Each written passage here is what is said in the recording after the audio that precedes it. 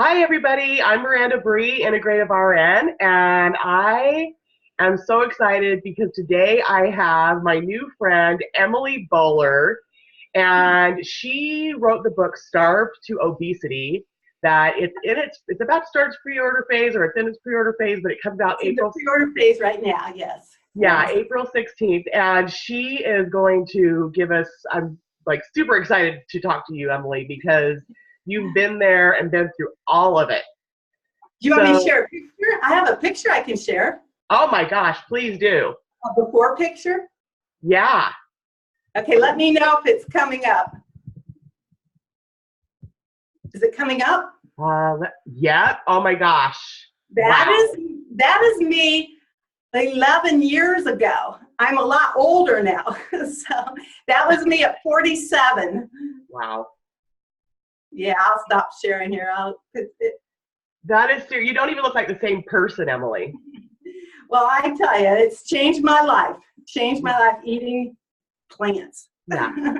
So can you just start out by telling us like what you went through? Like how did you get to where you were then? Just start from the beginning because I think you Okay. have some stuff back in your childhood.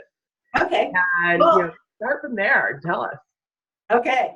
Well, basically, I was chunky as even a preschooler. I was a little bit on the chunky side. And so my mom put me on a diet. Bless her heart, she's, no longer here on earth, but she put me on a diet when I was 6 years old. And I went to school every day with a thermos of lettuce, some dressing, grapefruit, and a hard-boiled egg, and some ham in there. And it was all a soggy mess by lunchtime. But then I'd come home from school starving, and I would just, I lived on a farm, and we had a barn with an old freezer down there where my mom put Twinkies, things like that. So I would be down to the barn after school and eat Twinkies because I'd be so starved. So I went to school, I dieted myself, I was put on a diet at age 6. So I got that mentality of dieting at an early age. And chunky all through grade school, junior high. And I had there was a lot of verbal abuse too. When nobody, they don't understand when children are obese in childhood, chunky in childhood, the names, we may put a smile on our face, but the names just break us on the inside. And I knew the only way that I could survive high school then was to starve myself again. So every day at lunch at school, I ate an orange, and that's all I ate. And I lost the weight, went to high school at a normal weight, and was popular, was able to fit into a pair of jeans for the first time in my life, and went through all the fun of high school at a normal age, at a normal weight. And then I started losing my senior year. I was in track, and I was, losing more and more weight. And I went to an eye doctor actually for an eye exam, and they said, "Oh, your vision has changed. We need to hospitalize you." So long story short, they diagnosed me with anorexia at that time because I had really starved myself. And then after high school, I gained just enough weight to go to college, met my husband, we got married, and then the weight just started coming on. It's like I just kept gaining weight. And then eventually I had 5 children, and with each pregnancy, I gained another 20 pounds. And when I was 42 years old, I had a heart cath, and I was diagnosed with coronary artery disease. Wow. And my mother had a major stroke. My grandmother had a major stroke. Both my parents had heart attacks, open heart surgery, the whole 9 yards. And I knew that I was sitting on a time bomb at age 42 even, and I had 5 children yet to raise. And, but I had tried every diet all those years throughout there. I was always dieting, but I never could lose the weight. And so basically I sort of gave up, to be honest, because it's like, I don't know what to eat anymore because nothing's working long term. I could lose weight like 20 pounds and then gain 30, So when I was 47 then, I was at Walmart, one of those blood pressure cuff things in the pharmacy, put my arm in there, and my blood pressure was 157/94. And I knew this was dangerous. Yeah. But yet there again, I was trapped. I didn't know what to do. And so in May, just before my birthday, my 47th birthday, I had this idea. I'm an artist. These are some of my paintings, but I was in an art studio of my friends, and the idea hit me. What if I made an art exhibit out of my body, my obese body, as the canvas and food as the artistic medium? So, and I knew that if I was ever going to get serious, I had Dr. Furman's book, Eat to Live, and I knew I had read it and it made the most sense, but I knew that I didn't know how I was going to do it. I thought, okay, I'm going to make it into an art exhibit. So I started off that summer of 2008, and my highest weight was 238 pounds, and I had pre-diabetes, I had heart disease, I had boils, I had low back pain all the time, I was depressed a lot. I was becoming immobile. I was falling through soccer chairs at my kids' soccer games, those fold-up chairs. I was falling through them. Tried to go camping in a tent, and I felt like a bull in a china closet in a little pop tent. Couldn't fit very easily in the back of a two-door car there. I couldn't fit in the back seat. And to say I was immobile, depressed, it was like my kids, they just got used to me being that way. I say I accepted obesity as a handicap, and it's like a slow handicap. You don't realize how much you give up in gradual little incremental pieces until all of a sudden you wake up one day and it's hard to roll over in bed at night. It's hard to just get out of bed. My knees hurt a lot. So I started on July 10th, 2008, and I lost 100 pounds pretty much within a year. In about 10 months, I lost about 10 pounds a month. And, I... How much in a year? Excuse me, what? You lost how much in a year? 100 pounds. Wow. In about 10 months. In about 10 months. It came off pretty fast. And Dr. Furman, he had a blog back then, and he wanted to know if I could write 500 words about my favorite vegetable. I was like, sure. And I wrote about romaine lettuce, and his readers liked it. And then I wrote another post, and I wrote another one. Well, pretty soon I started writing every week, just little things to sort of like relate to people who were going through food addiction, who were struggling with weight loss. And before I knew it, I was speaking some of the Dr. Furman's health events, and met people from all over the United States, interacted with just hundreds of people. And when I heard their stories, how they got rid of psoriasis, allergies, a lot of them didn't even have weight to lose. They just got rid of diseases.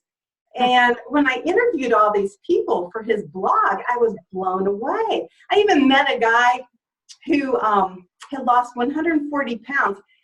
He was only 48 years old, and he went in for a heart bypass surgery. They opened him up, fixed all the arteries, closed him back up. 2 years later, they're all plugged up again.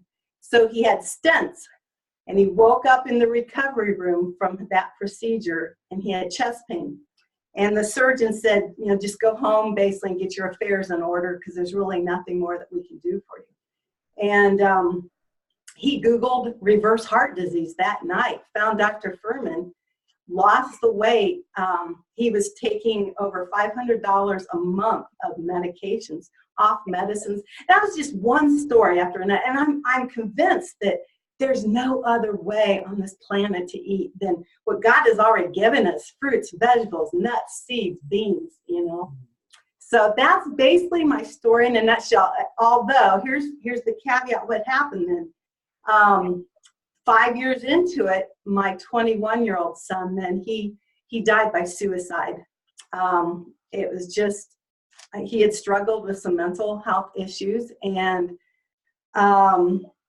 I did fine. I kept traveling for about 18 months, but then I hit a wall where I went into a very deep depression. Just the grief was overwhelming, the layers of when a child dies by suicide, like both of my parents have passed on as older adults, but there was nothing to compare the trauma in my heart, the grief. And so I hit a wall, and it wasn't that I gave up eating vegetables. I didn't have an appetite for them as much. And so I was drawn to more comfort foods, the low nutrient foods like oatmeal and popcorn and fruit ice creams, just fruit made into ice cream. And I would eat handfuls of nuts. I would put almond butter on whole wheat tortillas. And I started gaining weight again. And, and I still have 10 pounds to get off. But, as I eat the high nutrient foods, it's coming off. But it's coming off gradually this time because I'm healing on the inside, some broken areas in my heart too. So, but that's basically my story. And so I have a heart, not just for getting the weight off, but, sometimes we make mistakes. We go through hard times of great loss, and, how to help people through those times, so that how to recover from relapses and things like that. Yeah. Emily, thank you so much for that vulnerable share, because that's just devastating what happened to your son.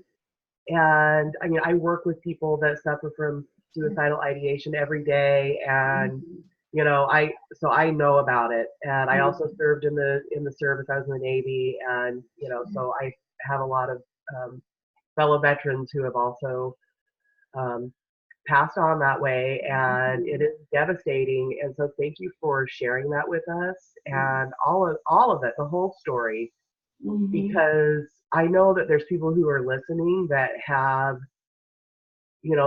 these issues in their life. It might not be the same as yours, but everybody has something that's going on.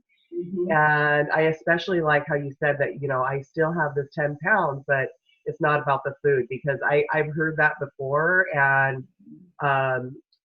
that it's like you get to a point where it's like there's just stuff that's just stored there that still just needs to be healed, and you're not the first person that has said that. So thank you. And I think, it's both. I think the combination, when I was so depressed, I was choosing foods that really weren't real high nutrient. And that contributed to my depression. I worked with Dr. Furman to help me with my depression, because I had to up the fish oil. Everything I did was to treat my depression during that time. And, that's helped a lot. That has helped a lot. And I'm over that. It's healed now. So. That's great. Yeah. Happy to be alive again. So it'll be 6 years. His death will be 7 years, actually, Memorial Day this year. So, there's been a good chunk of time behind us, but still, he's still working through some stuff once in a while. Yeah. That's amazing. I'm so excited for you. That's yay. That's what I want to be talking about here. I want to say to anybody, if I can eat healthy for this long, 11 years, and even through a major trauma and a major, I went back to, I never ate pizza and stuff again, but I went back to just eating oatmeal and comfort food. But you can get out of it again too. Even if you've had great success at one time and you make some wrong choices, you can get right back in and get back in the path there, That's a relief. So can you tell us a little bit about what toxic eating and toxic cravings, toxic hunger, what is that, and how did you pull out of that? Because I wonder if that's kind of what you went into a little bit during that time. Toxic hunger is when, your body, when you've been eating a steady diet of low nutrient foods, the standard American diet, like the high salt, high fat, low nutrient, processed, high in animal products and dairy and meat. When you suddenly stop eating that way, it's called toxic hunger. Some people call it toxic withdrawal. But the symptoms can be like headaches, shakiness. Sometimes you feel like, I've just got to eat. I've got to eat because I'm shaking. A lot of people get nauseous.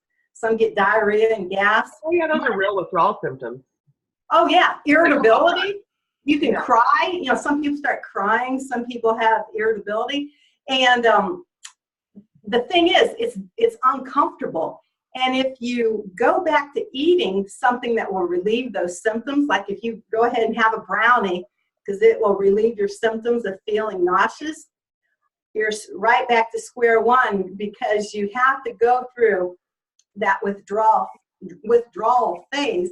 For most people, it's about 4 to 5 days. It's not that long. But what happens on day 3, if you're feeling terrible or shaky or anything like that, the tendency is to go right back to what makes you feel better, which is food, the wrong kinds of food. So if you can just hold through that toxic withdrawal phase, you can get through it. And that's, to me, once you get through that, and you'll have little periods of toxic withdrawal, every couple months. Sometimes, like, you can get a headache out of the clear blue, and your body's cleaning again. But it's nothing to be afraid of. And a growling stomach, that's a part of toxic withdrawal. Yeah. Okay. So that's does good. That answer your question? Well, yeah, it did, because I have heard of that, and I haven't heard of it being called toxic hunger like that. But I have heard of people say, like, herxing, or they're detoxing, or they use different things, or and I know I've also heard that it does take 4 to 5 days completely off of sugar, especially for the sugar, but probably some people longer, I'm guessing, because I've heard that it's like, that's the hard part. I mean, I know that's been hard for me. I've done it before a few times, but it hasn't lasted, because that I'm in this right now. I've been studying this, and luckily for me, I've been to a lot of therapy in my life already, Emily. So I feel like you're ready. Other stuff. I just got to do the food now. So good for you. Good for you. Oh, you're gonna make it. This is all gonna connect. It's all gonna click, and you'll just start going. That's why I'm so excited to bring this to everybody that I know is ready for it, because there's a lot of people that are sick of every time they say, I want to drop a few pounds. There's one of their friends is throwing a new fad diet at them, or I lost 10 pounds on this, or whatever. And it's like, I've seen time and time again that, people who eat the most plants seem to last the longest, and tend to gain the weight back the least, and because it's something you can do for the rest of your life. It's like, just go to the grocery store, find the plants, start eating. Makes it sound easy. It really is. If we have time later on, I have some tricks here to show you too. Okay. That make it like really easy. Yeah, sure. Well, first tell us why you're so passionate about this message, and then I would love to watch some tips. Well, I think the reason I'm so passionate, I saw what it did to both of my parents. I was their caregiver, especially the last 20 years of their life. My mom at age 65 was put on insulin. Well, first she was put on oral diabetic medicine. A couple years later, insulin. So for the next 25 years, she took insulin. Then she had, the hardening of the arteries, and then she had a couple heart attacks, and just emergency room visit after an emergency room visit after. I was always in the emergency room with my parents. Between the two of them, there was always something happening. And then when my mom had her major stroke, I'm claustrophobic anyhow, and she laid there. She was paralyzed. She could not move. And the thought of myself having a stroke and laying there, paralyzed with my claustrophobic feelings anyhow like that. And I just don't want to put my children through having to take care of me that are totally preventable diseases. And I think that's one of my passions. Another passion, the reason I saw what it did to my son who died when he was 11. He was diagnosed with type 1 diabetes. And as long as he ate stable, his numbers stayed stable, his blood sugars, his mind stayed stable. When he was about 15, he started eating M&Ms and, just crazy things that teenagers do. And I saw what the blood sugars did to his whole mental state. Yeah. And a psychiatrist out at Harvard said you can have metabolic encephalopathy, which is related to your blood sugars, and it can create symptoms similar to psychosis. And Oh yeah. a week before he died, he went on a junk food binge. And, you know, I know that contributed a lot to his, you know, not thinking clearly and, you know, so anyhow, so I have a real passion because I see what it did to my family, and I seen what it did to my own body. And it's like, I'm just, you know, a doctor out, a pediatric endocrinologist out in California, Dr. I think Lesberg, I don't know, it's in my book, but he talks about sugar is the new alcohol for children. It's the new alcohol. And yeah, Dr. Lustig, he's great. There we go. Yes. And so it's like, oh, I have a real passion really for parents to set the stage properly for their children so they don't develop eating disorders, they don't develop childhood obesity, and, you know, and start getting their children on the right path early. Yeah. I think that's so great.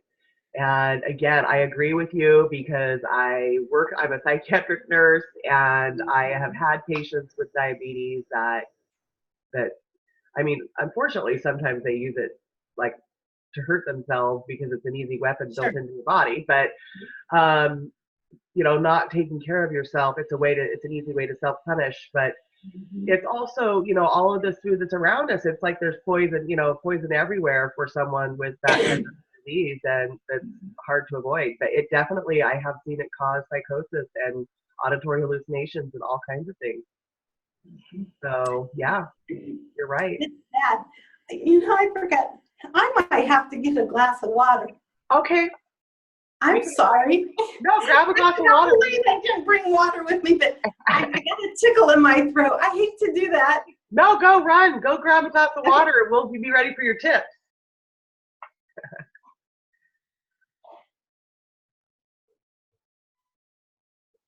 I hope everybody's enjoying this because she's awesome. Oh, and by the way, her book that is launching on April 16th, there's going to be a link down below, Starve to Obesity, and I know it's going to be a national bestseller, 100%. Hi, Emily. Thank you. I had to get a drink. I'm sorry about that. Note to self, always have water with me. You don't get a tickle in your throat. Yeah. Okay, we're ready for your tip. Okay. Wait, what tip? Well, I got my number one, a lot of people make this very complicated. They hear the word recipe and they go, oh, I can't cook. You know, they want fast food. Well, let me tell you how to make this fast food. These are chickpeas, garbanzo beans. You get them at any grocery store, Walmart, anywhere it has garbanzo beans. Put them in a crock pot, put water on top. So you have about that much water. You know, they're in the crock pot, about that much water on top. Okay. Put them on low while you're at work all day or when you're sleeping at night. The next morning, you have an entire crock pot of unsalted beans. And you can do that with any beans, not just garbanzo beans, red beans, black beans, but they're not salted. And what I do, I put them in a food processor once they're cooked, blend them up with some garlic and onion and a little bit of spices, unsalted spices, and some lemon. Spread that on. I take collard leaves. Here's my collards. Collards are fun. They make a beautiful wrap. I just spread bean dip on there, put some onions and roll it up. And a lot of times I'll wrap it in like wax paper. And that's my little fast food wrap. I make those to eat. You know, just simple things like that. Another thing I do, I buy these little diced, there's rice cauliflower and diced, you know, you need the cruciferous vegetables. These are cruciferous vegetables. They fight cancer. And, I'll just take a yam, cook it in the microwave, you know, when it's soft, and I'll just massage that yam into the diced cauliflower, and maybe sprinkle some sunflower seeds or pumpkin seeds. Perfect for a salad. You know, these little things, these are in the grocery store right now, at least in Indiana. They're called sumo oranges. These things are like candy. I mean, they're like, and I love, once you develop your taste for these and you get the taste for salt and sugar and all that out of your system. Tomatoes, these are like candy to me too, and another trick real quick, I'll buy organic, these are for a special treat, dark sweet cherries and pineapple, and put them together in a high-speed blender, frozen, and it makes the most delicious sorbet, and dark cherries are really good for you too. But, little things like that. It doesn't have to be like, oh no, I gotta cook. One last thing I want to show you. I know I have these. These are just worth their weight in gold. I've had these probably for 10 years. They're called steamer baskets, and they're not that expensive on Amazon. They last forever. Just cut up your vegetables, like broccoli, put in broccoli, and then the next layer, put in some onions and mushrooms. Get your just get a pan of water, boiling water, and put this on, and let that steam on top of your boiling water for about 8 to 9 minutes, and you have the most beautiful steamed vegetables. And I've never seen those. You can put what are they made out of? Bamboo. They're called bamboo steamer baskets. They're on Amazon. You can get them you can get them anywhere that sells, like more like, whatever. Bamboo. So do you take the water off the boiler, or do you leave it boiling and then put them on top? You leave it boiling, the water, and then you put it on top, continue to let it boil for about 8 to 9 minutes, then it's done. And it's a really easy way to get the steamed greens in. You can put, kale in there, you could put carrots, you could put yams. I mean, the sky's the limit on what you Does it have to fit the pot perfectly, or do they have different I'll show you. My pot, I have a pot. Can you see this? It's about this size. Okay, that's a big soup pot. And then, I get and I only put about that much water in the bottom, and I don't fill the whole thing. Get it boiling, and then I just set that down on there. Oh, that's so cool. And it steams it. Yeah. But that's a trick too. It doesn't have to, you don't have to spend a lot of time in the kitchen. I'm not one to spend a lot of time in the kitchen. So I like quick, simple, I make a smoothie every morning for breakfast. And what I mean by smoothie, it's more like a blended kale salad, but it's kale and blueberries and banana and some flaxseed. I love it. I have that once a day. Kale, blueberry, bananas, and flaxseed. That's it. I fill my Vitamix with about that much water in the bottom. Okay. And I stuff that canister with kale. I mean kale, frozen kale. I usually buy kale when it goes on sale and just stick it in the freezer, Okay. It lasts forever. And fill that canister about this much kale. Now I put about a cup of blueberries and a ripe banana and some ground flaxseed, about a tablespoon of ground flaxseed. Get that going, blend it until it's smooth. And then what I do, and this is just a personal preference, I like to put, when it's done, I like to put a handful of almonds and stir it up. Because for some reason, I like the crunch of nuts in my blended salad. And when you combine the greens with the nuts and seeds, it increases the absorption rate by 10 times. So, I say prior to eating this way, I was probably eating 200. Dr. Furman has a scoring system of points on foods like bread and cheese score really low. And he has this, handbook. I loved it when I first started eating this way. I probably eat 5,000 points now, where when I was obese, I probably ate 200 points a day of micronutrients. And I don't sit around and calculate. I don't do that at all. But, just estimate, I probably eat about 5,000 a day now. I never get bronchitis. I used to get bronchitis every January. I haven't had it in 11 years. That's amazing. So, yeah. I mean, it's, it changes. That's so exciting. So I'm curious, I don't know how old your kids are now, but how did they shift when you started eating this way? Oh, that's fun. Okay, my older kids who were at the time, let's see, I'll go back to my youngest. My youngest was 8 years old. My oldest then was almost 20. So she was not living at home anymore, but they all started seeing my changes. And the older kids who were the older teens, they started eating healthy just because they saw what it was doing to me and they wanted to eat healthier. But my little 8-year-old at that time, he had pity parties all the time. He would say, it's not fair. They got to eat junk food when they were my age, because I was starting to take more and more junk food away from our cabinets. Yes. And processed cereal and things. And he had pity parties. So, of course, everybody had pity on him. So whenever he went to someone's house, guess what he got? Everybody donated their donuts to my son. Everybody felt sorry for him.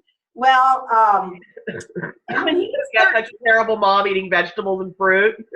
Yeah, no, actually I just started providing more of it, but he knew that here at home we had, healthy food. Yeah. Well, so when he was 13, he was pretty chunky, obese, and he had a pre-diabetes at that point, and for something clicked in his head. I think when he was in high school, he just started eating healthier. And by the time he was a junior in high school, he was eating all the time this way. He even interviewed Dr. Furman for a radio class at his school. And he's like, he loves eating, plant-based nutrition now. So, yeah, and he's in a situation now where, he's in, in a place where the food is more, he can make salad bars. So what he has a lot of the salad bars. He has a lot of the nuts and seeds. He makes it work even in a situation right now that doesn't have the best food. He makes it work. And my daughter, who was at that time 12, when she went to college, she even got an apartment instead of living in the dorms so that she could make her healthy food and buy groceries and prepare it. So she ate healthy all the way through college. And so, it has a rippling effect. My husband now, who used to be major meat and potatoes, he's all plants now.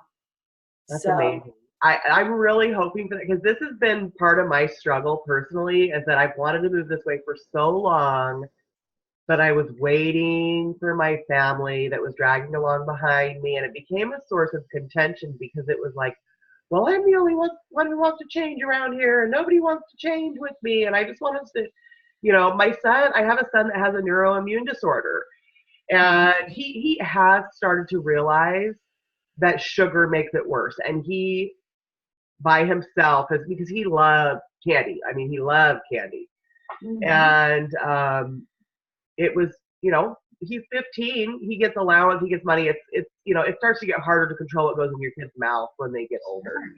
Sure. And so, but he had to learn on his own, and he started to learn on his own that the sugar really affects him. So I'm grateful for that. But there's still, every time I bring this up, it's like, well, Mom, I still want to eat this and I still want to eat that. And it's like, well, I'm not going to take anything away. You guys have that. And, I'm not saying personally that I'm never going to eat something like that again. I just know that I want to eat more of this. Yes. And, my husband does a lot of cooking. He's actually a way better cook than me. That's the secret, is that, and he makes like Thai food and Indian food and really exotic, like he's a recipe guy. He makes these really exotic with all these spices and herbs and so, but he has started to make more vegetarian things, which has made me happy. But I want to make it easier to have, that covers a lot of the dinners, but like during the day, there's a lot of just like, there's nothing easy. And so I think what you're talking about is that there just needs to be those simple things around, right? What kind of things do you just keep around that are just like always prepared in the fridge? Do you have anything like that? I always have vegetables in the refrigerator. I mean, the raw vegetables. And I don't even cut them up because everybody's old enough to cut up their own now. But just having them, in the refrigerator, because I tell you the worst thing that happens, and this is where most people go back to old habits, is you open the refrigerator, there's nothing there to eat. Mhm. Always have food one step ahead, meaning don't let the refrigerator run empty. You know, keep it stocked, keep the apples stocked, keep the oranges stocked, keep the blueberries for your smoothie stocked. You know, and once you get in a routine of doing this, just to make sure they're stocked, take inventory, make sure everything's stocked. I don't even think about it anymore. It's sort of like brushing your teeth. You don't think about the mechanics of brushing your teeth. Well, that's the same way, you know, once you get established with doing this. But I'd say that's the key, is always be prepared. Don't wait until you run out of food. And I always tell mothers, you know, put your own oxygen mask on first before helping your family. Mhm. You know, get mom healthy. Once mom's healthy and they see the change in mom, I mean, they saw major changes in my moods. You know, I was always sad, and, you know, they saw, it was very tangible for them to see the differences. And so, but, you know, that's why I tell moms, put your own oxygen mask on first, get yourself healthy.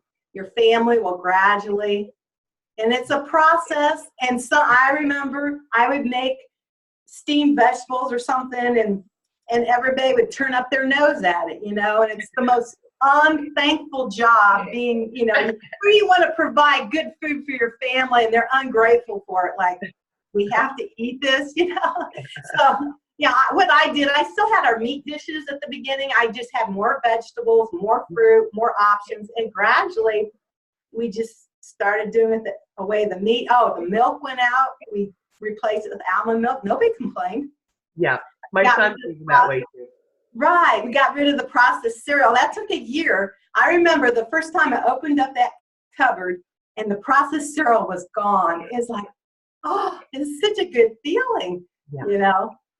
But yeah, you come to our house now, open up the refrigerator, open up the cupboards, you don't see any of those, you know?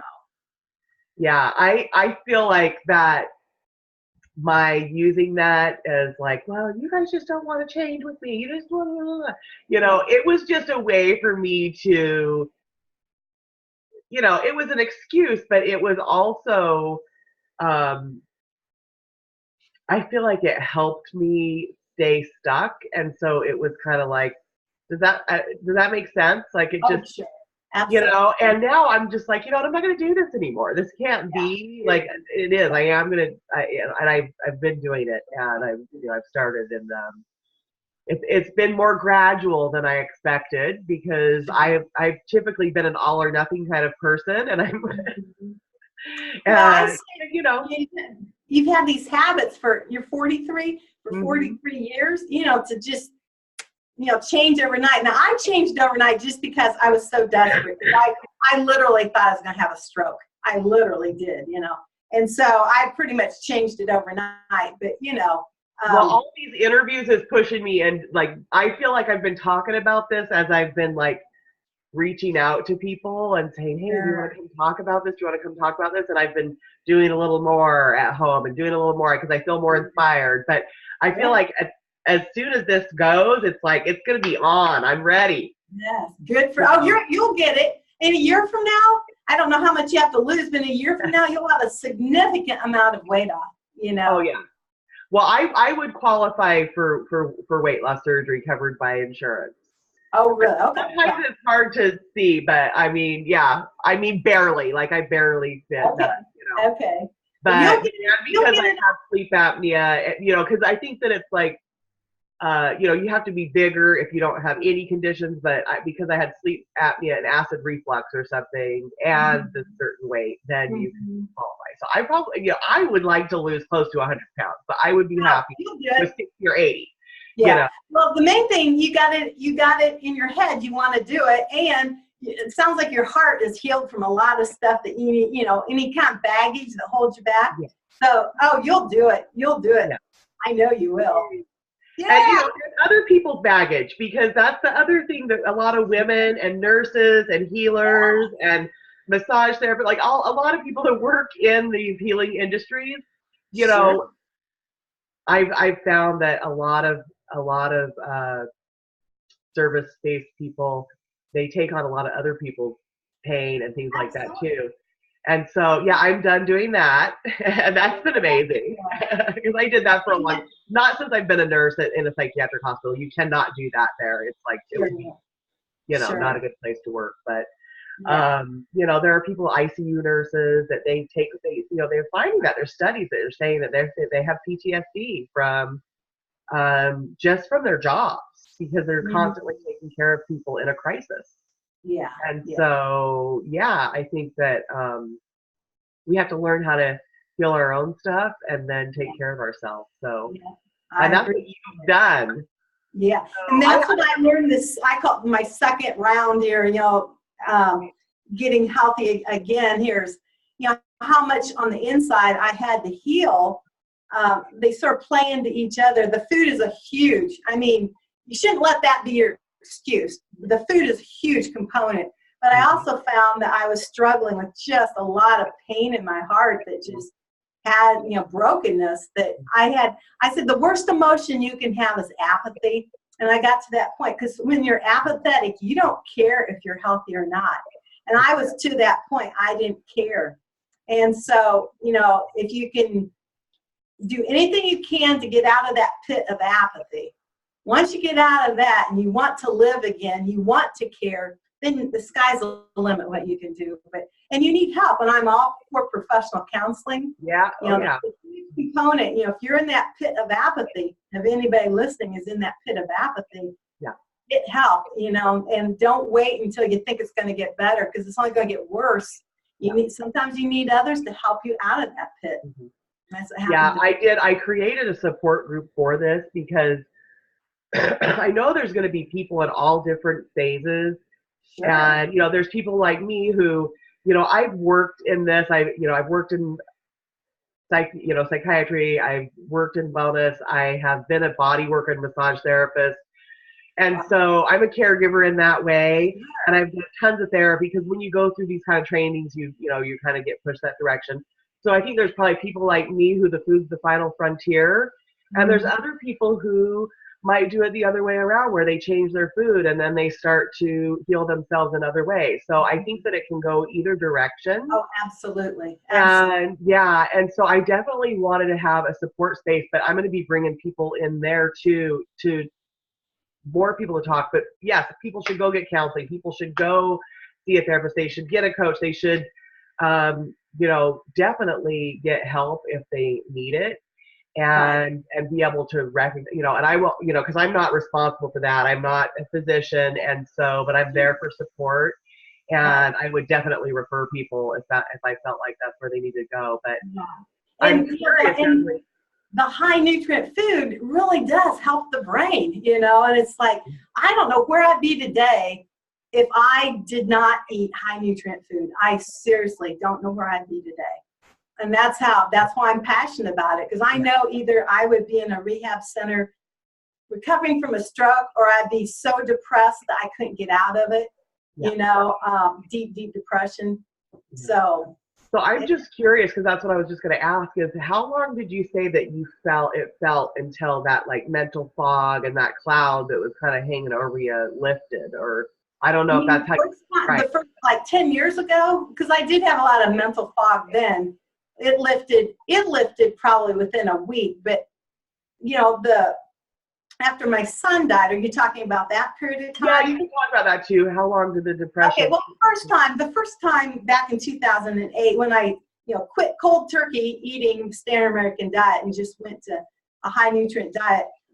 Oh, that first week I was, I remember having a lot of like brain fog and just feeling like, I don't know. I was like hungry. I like, this is not going to satisfy me. It's like, in fact, I did not like, what was it? I gagged on, I forget what it is now. Some kind of green vegetable. I literally gagged when I had to eat it. But I thought, okay, this is my insulin, because I knew it's either take this green vegetable and eat it or start taking insulin, So I literally gagged my way through that first week. I did not like the greens.